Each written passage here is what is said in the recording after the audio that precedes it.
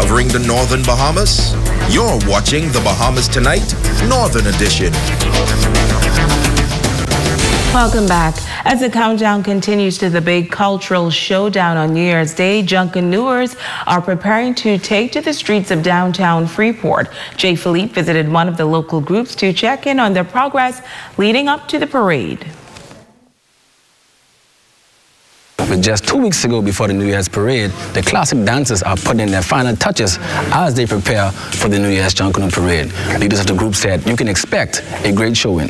The aim this year for us is a wonderful year of celebrations. Let's celebrate Bahamas. What you will find is from the banner, go all the way back to the lead costume. We are depicting all of the special occasions throughout the calendar year that we would celebrate here in the Bahamas. The group has been a group that has undergone some challenges over the years. We took a big loss last year in the loss of our group leader, our founder, Mr. Kenneth Motorboat Ferguson.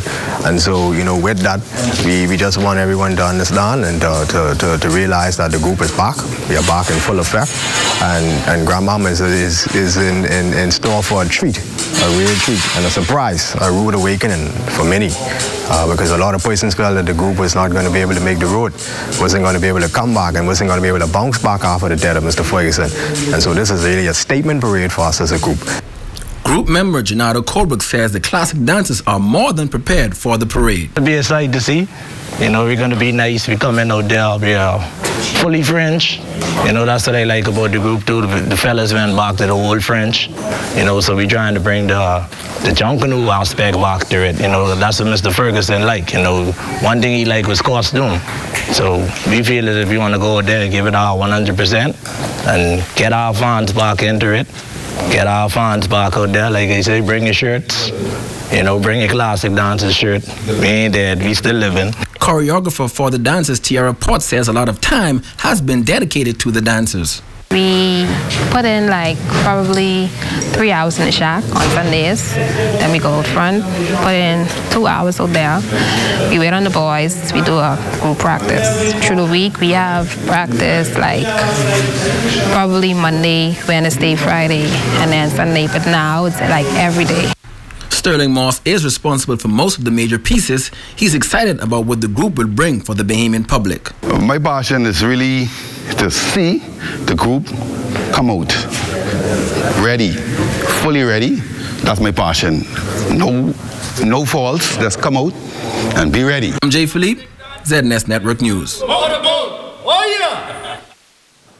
In other news, New Destiny Church moving beyond the four walls and taking its ministry to the streets. Members of the church assisting in giving out a hot meal, clothing, and shoes to persons in the community who may be in need. Senior pastor of New Destiny, Glenn Russell, says that he is excited about this turnout.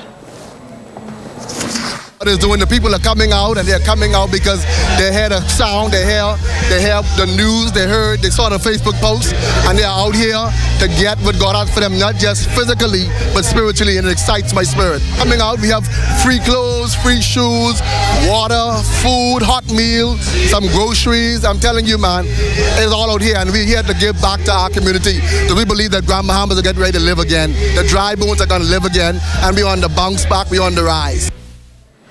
Praise and worship was led by special guest musician Nehemiah Heald, who is the minister of music at Mount Tabor Church in New Providence. Nehemiah says that he enjoyed the event while being able to share the word of God. No, anywhere you can go and see the presence of God at work is a good thing in Christendom, because one of the things that we don't see is a lot of churches in action. I told Pastor Russell last night that one of the things that continues to keep Jesus alive today is the fact that people were able to see his ministry. They saw healing. They saw blind eyes seeing, dumb persons talking, lame people walking, dead people being raised to life. So when you see something miraculous like that, that's something worth telling somebody about.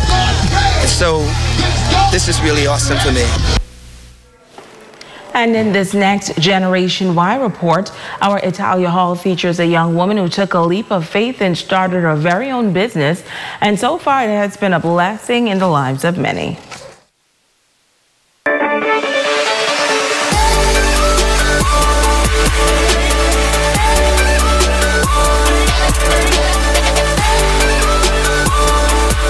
25-year-old Lakeithra Rollins is making her own hair growth oil, and she says her mom was the inspiration behind the project.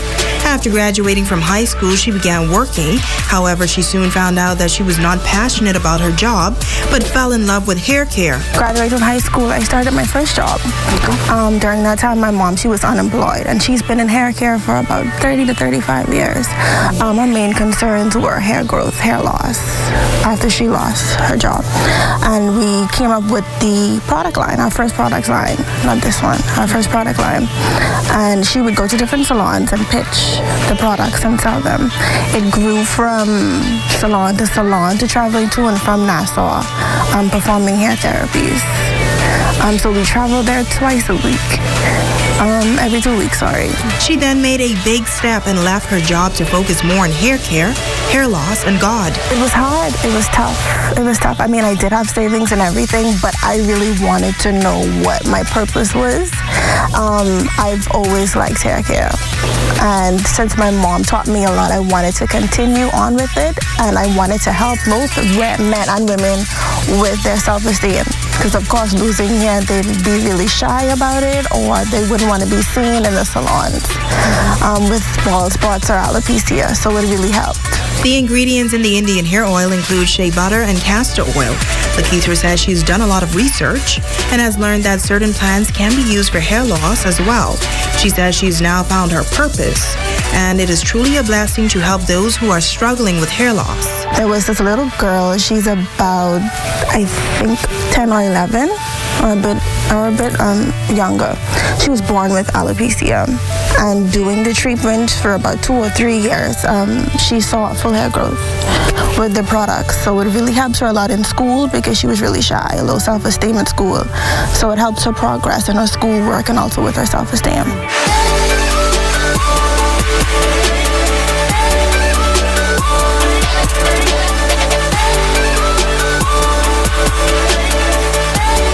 And now it is time to ask the doctor.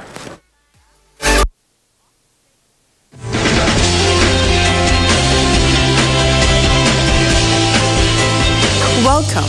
Darcel asks, I have a teenage daughter who has recently told me she was pregnant.